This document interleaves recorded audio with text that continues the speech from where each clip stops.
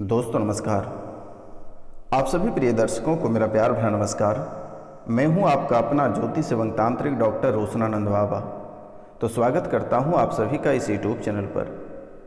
वृषभ राशि वाले मेरे मित्रों, आपकी कुंडली से बहुत ही बड़ी बात निकल कर आ रही है कि आपके पितर शमशान में रो रहे हैं।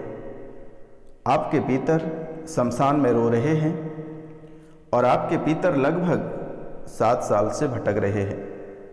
तो मित्रों, यह बहुत बड़ी बात है जिसके कारण से आपके जीवन में अनेकों प्रकार की परेशानियां चल रही है और आपकी परेशानी खत्म होने की नाम नहीं ले रही है। क्योंकि मेरे मित्रों, कुंडली में पितृदोष बनना बहुत ही खतरनाक साबित होता है। अगर मित्रों किसी भी व्यक्ति की कुंडली में पितृदोष अगर बन जाता है तो उसे जीवन में कई परेशानियों से जूझना पड़ता है। पितृदोष लगने के कई कारण भी होते हैं और कुछ वजह भी होता है और कुछ जाने अनजाने में आपसे कई सारी गलतियां भी हो जाते हैं। जैसे कि मेरे मित्रों, यदि किसी व्यक्ति की मृत्यु के बाद उसका अगर अंतिम संस्कार विधि विधान से नहीं किया जाता है तो वहाँ पर भी पितृदोष बन जाता है।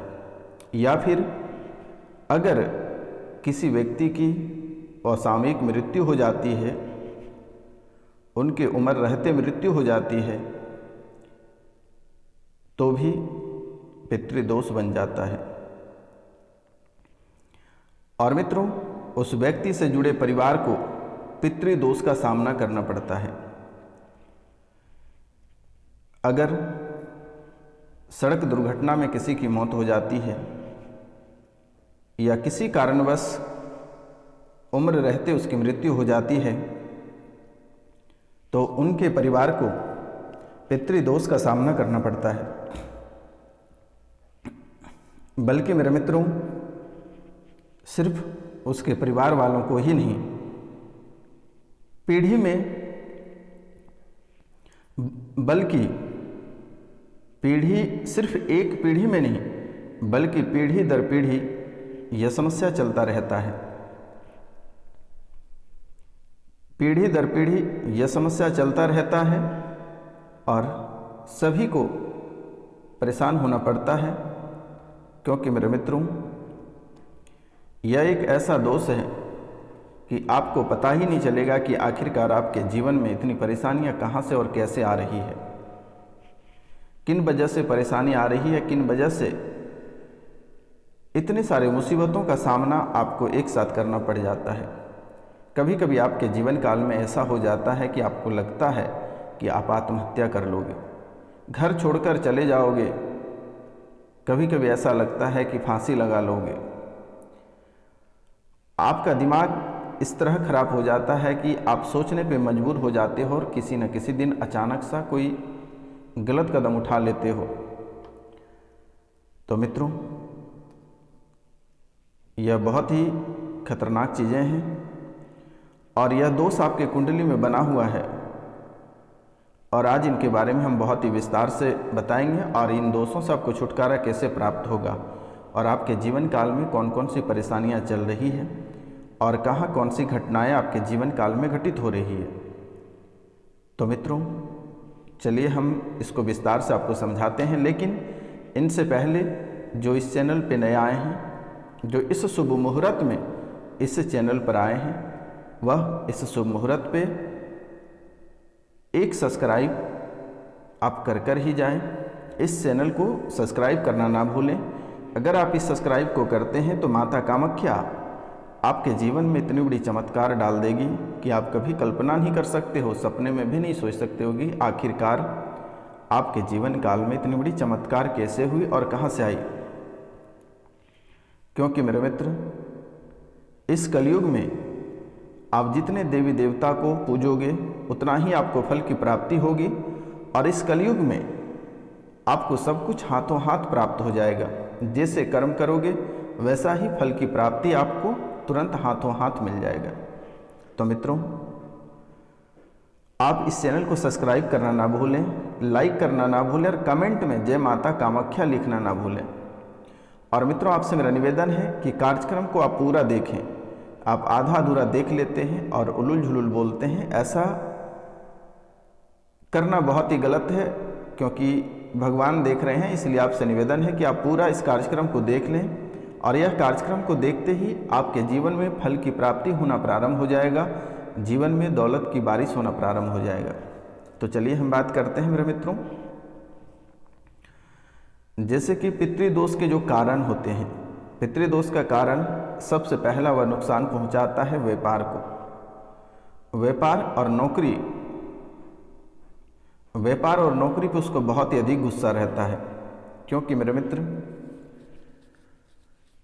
यह एक ऐसा दोष है कि आपको वह सुख और चैन से बैठकर खाने नहीं देगा, परिवारों के बीच में आपको सुख और चैन से जीने नहीं देगा। किसी न किसी बात को लेकर आपके जीवन में कलह और कलेश कराता रहेगा, जीवन में परेशानियां डालता रहेगा।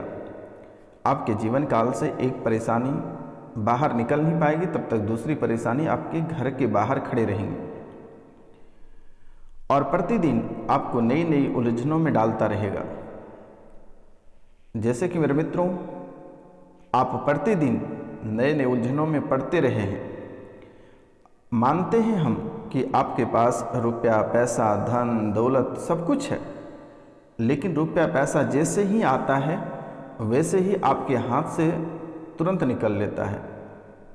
आपके पास 1 रुपये तक नहीं रहता। जब आप बड़ी मुसीबत, बड़े त्यौहार या फिर किसी समस्या से जब आप गुजर रहे होते हैं तो उस समय आपको रुपया और पैसा दूसरों से कर्ज लेना पड़ता है। आपके पैसे से सब कोई ऐश कर रहा होता है, लेकिन आपके पास ही रुपया पैसा नहीं रहता है। मानते हैं कि आप नौकरी करते हैं, आपके व्यापार हैं, व्यवसाय है, बहुत बड़े बिजनेस हैं, लेकिन यह बिजनेस में धीरे धीरे आपको हानि होना शुरू हो जाता है और आपकी स्थितियां बहुत हद तक खराब हो जाती हैं। तो मित्रों, अगर इस समय देखा जाए तो आपके व्यापार की जो हालात है वह बहुत ही गंभीर होती जा रही है, बहुत ही खराब होती जा रही है। आपको प्रतिदिन एक नए नुकसान का सामना करना पड़ता है। जो व्यक्ति नौकरी कर रहे हैं उनके कार्यालय में उनसे किसी न किसी बात को लेकर प्रतिदिन किचकिच होता रहता है, किसी न किसी बातों को लेकर नुकसान हो जाता है। कभी किसी न किसी बातों को लेकर या अचानक रास्ते में कोई भेड़ बकरी कुत्ते अगर आ जाते हैं वगैरह वगैरह, किसी कारणवश से आपकी दुर्घटना हो जाती है, चोट लग जाती है, तो ऐसे समस्याओं का सामना आपको करना पड़ रहा है। शादी में किसी भी तरह की रुकावट आ सकती है। जो कुंवारे लोग हैं उनके शादी नहीं हो पा रही है, किसी कारणवश उनके शादी में रुकावटें आ जा रही है। अगर किसी कारणवश से शादी हो जाती है तो शादी के बाद मामला तलाक तक पहुंच जाता है और आपको और आपके परिवार के बीच में दरारें उत्पन्न हो जाती है और आपका विवाह यानी आपका शादी, आपका मैरिज बहुत अधिक दिनों तक टिक नहीं पाता है और फिर बातें तलाक तक चली जाती है, घर आपके टूट जाते हैं, फिर आप रास्ते पर भटकना प्रारंभ कर देते हो, फिर आप कभी भी किसी भी हालात में कहीं पर भी पड़े रहते हो। तो ये दोष आपके कुंडली में बहुत ही गहराई से पकड़ा हुआ है। आपकी आर्थिक, सामाजिक, राजनीतिक सभी क्षेत्रों में आपको पूरी तरह से नष्ट कर रखा है और आगे भी करता जा रहा है। और यह लगभग आपके पितर शमशान में लगभग 7 साल से रो रहा है। मित्रों, आपके पितर शमशान में लगभग 7 साल से रो रहा है और यह 7 साल बहुत लंबी समय होती है और इतने दिनों से भटक रहा है। तो आप इनकी पूजा अर्चना अवश्य कराएं, पितृदोष पिंडदान अवश्य करा लें। अगर आपको किसी भी प्रकार की समस्याएं होती हैं तो आप स्क्रीन पे दिए हुए नंबर पे आप अपने पितरों का नाम, गोत्र, स्थान और मृत्यु की तिथि आप हमें व्हाट्सअप करें और आप अपना नाम, गोत्र और स्थान पूजा कर दी जाएगी। जीवन में कभी किसी भी प्रकार की समस्याएं उत्पन्न नहीं होगी आपके कुंडली में। तो हम बात करते हैं मेरे मित्रों, दंपति, यदि कोई दंपति अनेक उपाय करने के बाद भी संतान सुख से वंचित रहता है, अगर कोई दंपति, यानी जैसे कि दंपति उसको कहते हैं जो पति और पत्नी होते हैं, अगर कोई पति पत्नी बहुत सारे उपाय करते हैं, बहुत सारी परेशानियों का सामना करने के बाद भी उन्हें अगर संतान की सुख प्राप्ति नहीं होती है और संतान की सुख से अगर वह वंचित रहता है, या जन्म लेने वाला बच्चा मंदबुद्धि हो जाता है, अगर बहुत उपाय करने के बाद अगर जन्म ले लेते हैं तो वह बच्चा मंदबुद्धि हो जाएगा, विकलांग हो जाएगा, बच्चा पैदा होते ही मर जाएगा। ध्यान से सुनना मेरे मित्रों, अगर कोई दंपति अनेकों उपाय करता है और उसके बाद भी अगर संतान की सुख प्राप्ति आपको नहीं हो रही है तो स्पष्टता आपको पितृदोष घेर रखा है। यदि बहुत उपाय करने के बाद बच्चा अगर हो जाता है तो वह बच्चा मंदबुद्धि निकल जाएगा, या फिर बच्चा विकलांग पैदा हो जाएगा, या बच्चा पैदा होते ही मर जाएगा। यह दोष आपके कुंडली में बहुत ही खतरनाक तरीके से पकड़ के बैठा हुआ और शुभ स्थान पे है मेरे मित्रों। अगर घर में रहने वाले लोगों के बीच किसी न किसी बात पर बहस होती है तो इसका भी कारण पितृदोष ही है मेरे मित्रों। घर में अक्सर कलह और कलेश बना रहना, घर में प्रतिदिन नई नई परेशानियां प्रवेश करना, तो यह भी पितृदोष का ही अंश है। हमेशा घर के सदस्य, कोई न कोई सदस्य बीमार रहना, किसी न किसी कारण को लेकर हमेशा वह दुख दर्द में ही पड़ा रहना, यह भी पितृदोष का ही कारण है। तो मित्रों, पितृदोष के कारण व्यक्ति को दुर्घटना का भी सामना करना पड़ता है, और किसी की घर परिवार में आकस्मिक मृत्यु हो जाती है, आकस्मिक दुर्घटना हो जाती है, या आकस्मिक कोई कोर्ट कचहरी का चक्कर पड़ जाता है, या अचानक किसी कारणवश कोई घर से गायब हो जाता है, कोई पागल होकर निकल जाता है, तो ऐसी हालात भी पितृदोष का ही है जो आपके कुंडली में बन रहा है। तो मित्रों, यह बहुत ही खतरनाक तरीके से आपके पीढ़ियों को पकड़ रखा है, तो इनका उपाय आपको बहुत ही जल्द करना होगा, नहीं तो आपका जीवन नर्क से भी बदतर बना देगा।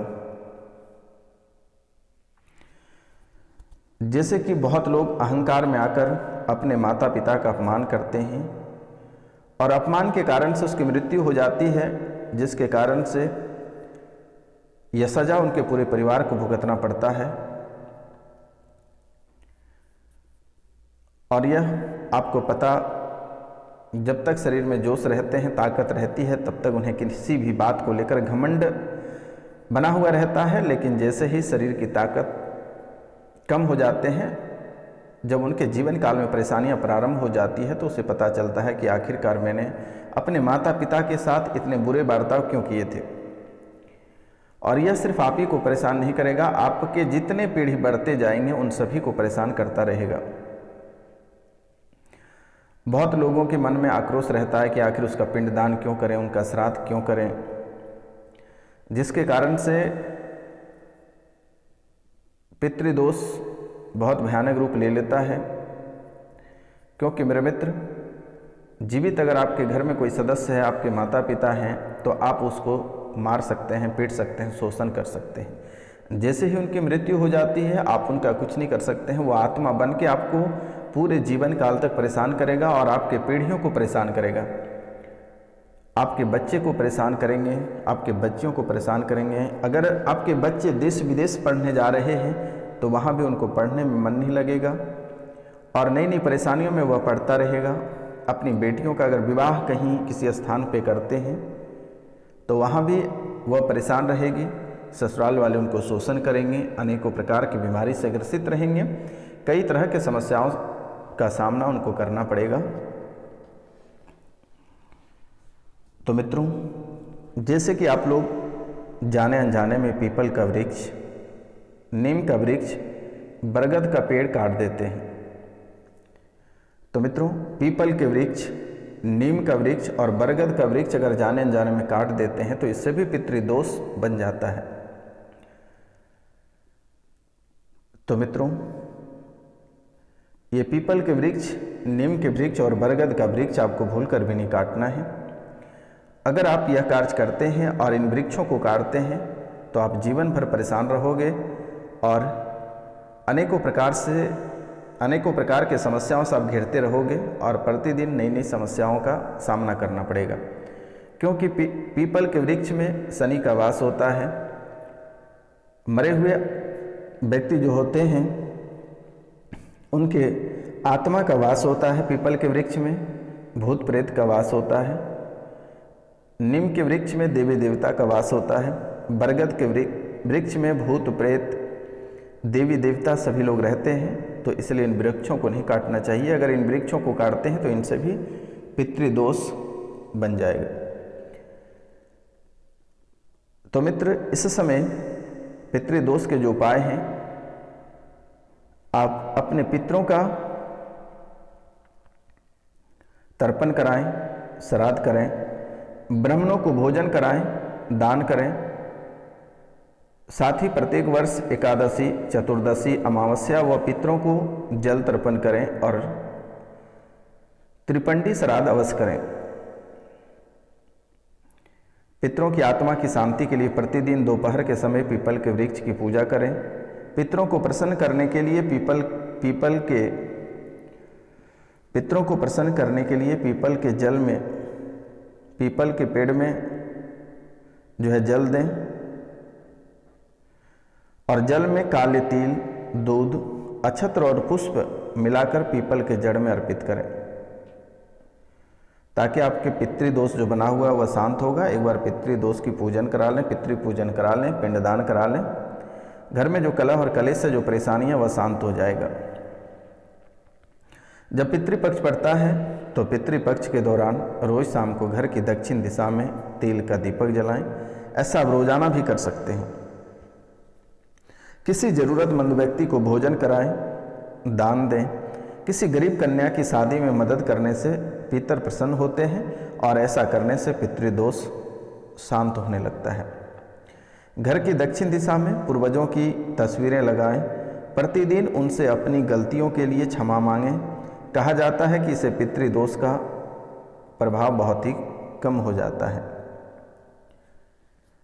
तो मित्रों, अगर कहीं गरीब बेटियों का विवाह होता है तो आप यथाशक्ति जितनी आप में क्षमता है अब उसको मदद करें। गरीबों को भोजन कराएं। आपके जीवन की जो परेशानियां वो समाप्त हो जाएगा। घर में गंगा जल का छिड़काव करें और ब्राह्मण भोजन अवश्य कराएं।